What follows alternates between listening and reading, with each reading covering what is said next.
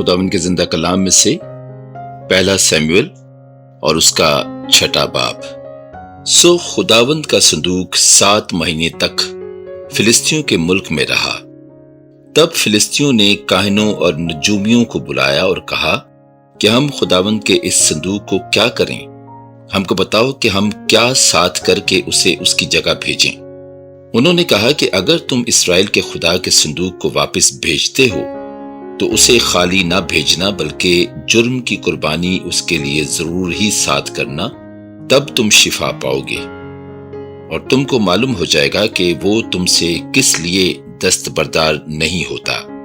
انہوں نے پوچھا کہ وہ جرم کی قربانی جو ہم اس کو دیں کیا ہو؟ انہوں نے جواب دیا کہ فلسطی سرداروں کے شمار کے مطابق سونے کی 5 گلٹیاں اور سونے ہی کی 5 چوہیاں، کیونکہ تم سب اور تمہارے سردار دونوں ہی آزار میں مبتلا ہوئے۔ سو تم اپنی گلٹیوں کی مورتیں اور ان چوہیوں کی مورتیں جو ملک کو خراب کرتی ہیں بناؤ اور اسرائیل کے خدا کی تمجید کرو۔ شاید یوں وہ تم پر اور تمہارے دیوتاؤں پر سے اور تمہارے ملک پر سے اپنا ہاتھ ہلکا کر لے۔ تم کیوں اپنے دل کو سخت کرتے ہو جیسے مصریوں نے اور فرعون نے اپنے دل کو سخت کیا؟ جب اس نے ان کے درمیان عجیب کام کیے تو کیا انہوں نے لوگوں کو جانے نہ دیا، اور کیا وہ چلے نہ گئے؟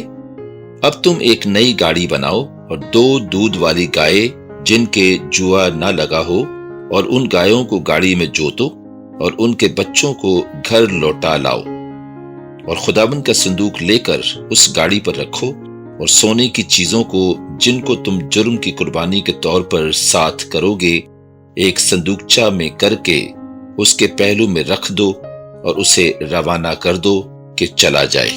اور دیکھتے رہنا، اگر وہ اپنی ہی سرحد کے راستہ بیت شمس کو جائے تو اسی نے ہم پر یہ بلائے عظیم بھیجی، اور اگر نہیں تو ہم جان لیں گے کہ اس کا ہاتھ ہم پر نہیں چلا بلکہ یہ حادثہ جو ہم پر ہوا اتفاقی تھا۔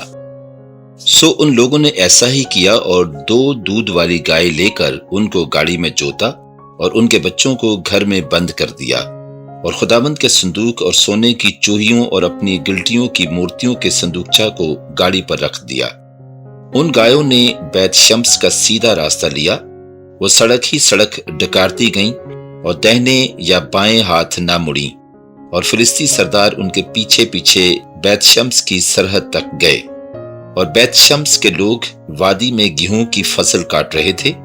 انہوں نے جو آنکھیں اٹھائیں تو صندوق کو دیکھا اور دیکھتے ہی خوش ہو گئے، اور گاڑی بیت شمسی یشوا کے کھیت میں آ کر وہاں کھڑی ہو گئی جہاں ایک بڑا پتھر تھا۔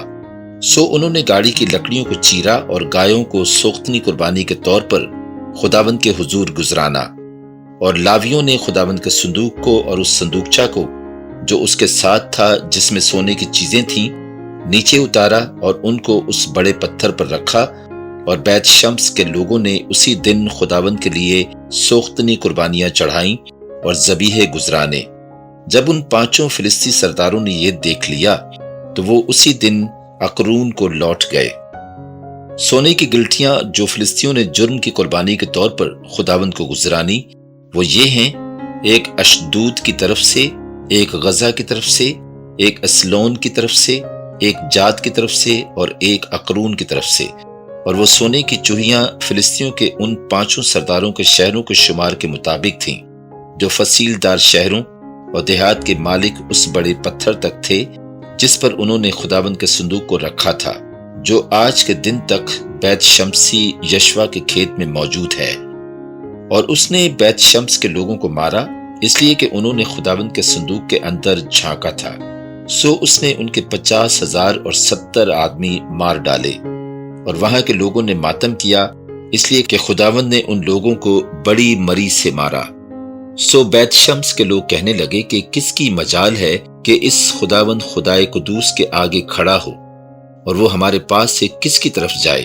اور انہوں نے قریت یاریم کے باشندوں کے پاس قاصد بھیجے اور کہلا بھیجا کہ فلسطی خداوند کے صندوق کو واپس لے آئے ہیں، سو تم آؤ اور اسے اپنے ہاں لے جاؤ۔ پاک کلام کے پڑھے اور سنے جانے پر خداوند کی خاص برکت ہو، آمین۔